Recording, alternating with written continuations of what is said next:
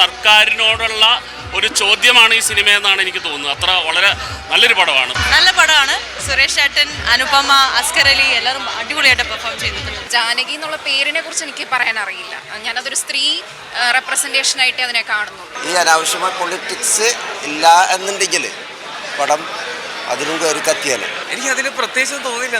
നല്ല അടിപൊളി സിനിമ ചെയ്യാൻ പറ്റുമെന്ന് മാത്രമേ ഞാൻ ചിന്തിച്ചുള്ളൂ. അല്ലാതെ ഇത് വലിയ വിഷയം ഉണ്ടാക്കുന്ന കഥയായിട്ടൊന്നും എനിക്ക് തോന്നുന്നില്ല.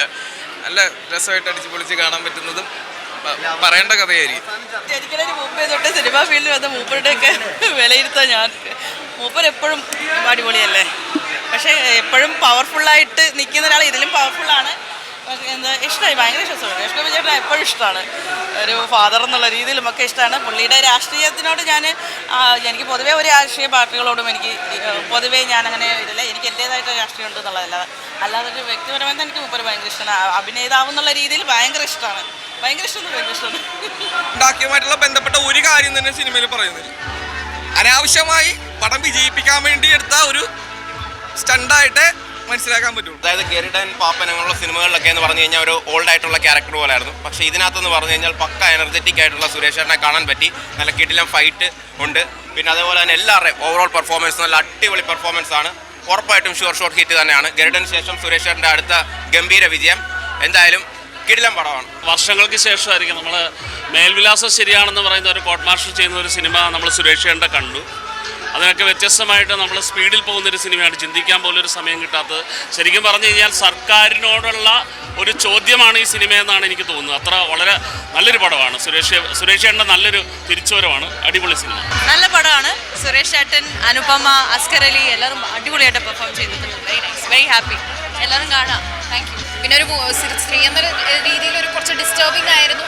കാരണം ഇപ്പം നമ്മുടെ സമൂഹത്തിൽ നടക്കുന്ന ഒരുപാട് കാര്യങ്ങളെക്കുറിച്ചാണ് സംസാരിച്ചിരിക്കുന്നത്. വളരെ നന്നായിട്ടാണ് കൺവേ ചെയ്തിരിക്കുന്നത്. ജാനകി എന്നുള്ള പേരിനെ കുറിച്ച് എനിക്ക് പറയാൻ അറിയില്ല. ഞാനതൊരു സ്ത്രീ റെപ്രസെൻറ്റേഷൻ ആയിട്ട് അതിനെ കാണുന്നുള്ളൂ. അനാവശ്യമായിട്ടുള്ള ചില പൊളിറ്റിക്സുകൾ കയറി വന്നിട്ടുണ്ടായിരുന്നു. അത് ഒരു വിമർശനത്തിനൊക്കെ ഇടവരാം പിന്നീട് ജനങ്ങളിൽ എത്തുമ്പോൾ. പിന്നെ പടമൊക്കെ സുരേഷ് ഗോപിയൊക്കെ വളരെ ഭംഗിയായിട്ട് അഭിനയിച്ചിട്ടുണ്ട്. വളരെ ഭംഗിയായിട്ടുണ്ട്. മകന് കുറച്ചുകൂടി ഒന്ന് ഡെവലപ്പ് ആവാനുണ്ട്, അത്രേ ഉള്ളൂ. പിന്നെ എല്ലാവരും ഉള്ളവരൊക്കെ എല്ലാവരും വളരെ ഭംഗിയായിട്ടുണ്ട്. നന്നായിട്ട് നല്ല കഥ ഇതൊക്കെ നല്ല കൈകാര്യം ചെയ്തിട്ടുണ്ട്. അതോടൊപ്പം തന്നെ ഒരു കോടതി രംഗങ്ങളൊക്കെ വളരെ ഭംഗിയായിട്ട് അല്ലെങ്കിൽ ജനങ്ങളിലേക്ക് ഒരു മെസ്സേജൊക്കെ പാസ് ചെയ്യുന്നുണ്ട്. ഈ അനാവശ്യമായ പൊളിറ്റിക്സ് ഇല്ല എന്നുണ്ടെങ്കിൽ പടം അതിനും കയറി കത്തിയാണ്. സുരേഷ് ഗോപി അടിപൊളിയുണ്ട്. സുരേഷ് ഗോപി വേറെ ലെവലാണ്. ഇൻ്റർവെല്ലോ വരെ സുരേഷ് ഗോപി തകർക്കുവാണ്. ഒരു എന്തോ ഒരു പോരായ്മ എത്രയും തോന്നുന്നില്ല. വേറെ കുഴപ്പമൊന്നുമില്ല. വൺ ടൈം മാച്ചാണ്. ഇവിടെ കുഴപ്പമില്ല. സിനിമ കാണുമ്പോൾ അറിയാൻ പറ്റും അതിനെക്കുറിച്ചുള്ള കാര്യം. ആയാലും സിനിമ ഒന്ന് കണ്ട് തീരുമാനിക്കട്ടെ. പ്രേക്ഷകർ പേരിലൊക്കെ എന്തിരിക്കുന്നത് അത് പേര് അങ്ങനെയാണെങ്കിൽ എന്തോരം സിനിമയുടെ മാറ്റേണ്ടി വരും. നിങ്ങൾ ചിന്തിച്ചറിയാൻ പറ്റും. ഇപ്പോൾ എനിക്കറിയാൻ ഇപ്പോഴത്തെ ഈ കാലഘട്ടത്തിൽ ഓരോരോ പുതിയ വശങ്ങൾ വല്ല അതിൻ്റെ കുറേ പേര് നടക്കാനുണ്ട്. ആയാലും സിനിമയിലെ പേരെന്നാണ് അതൊരു കഥാപാത്രത്തിൻ്റെ പേര്. അതിലെന്തിരിക്കണം എന്നുള്ള എനിക്കറിയാൻ പാടില്ല. അങ്ങനെ സിനിമ അങ്ങനെയാണെങ്കിൽ പിന്നെ ഒന്നും എടുക്കാൻ പറ്റില്ല.